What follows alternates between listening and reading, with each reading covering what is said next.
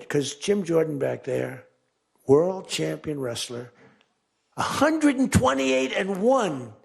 Whatever happened to the one guy? The Russian. He lost to, how dare you lose to a Russian? Do you know the more impressive record for Jim? Because I'm a big sports person. I love sports.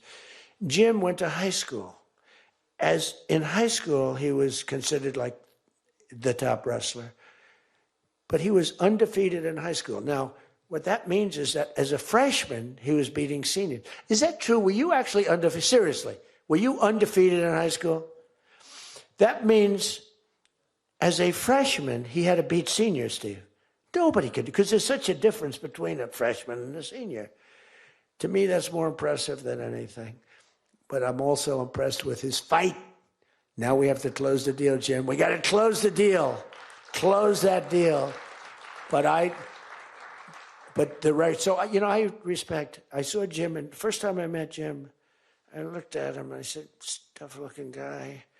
But I noticed the ears, they were a little rough.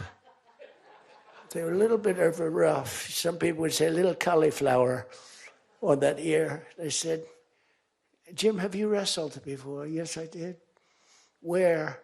Was it Ohio State? Something like, he was an All-American at Ohio State. I said, yeah, I could sort of tell. I look at the ears and I can sort of tell. But have you had plastic surgery on your ears, Jim? No? Because they look better now than they did the first time. They've healed over the years. They've healed. Actually, now you're wrestling with probably much tougher people, the radical left lunatics, right?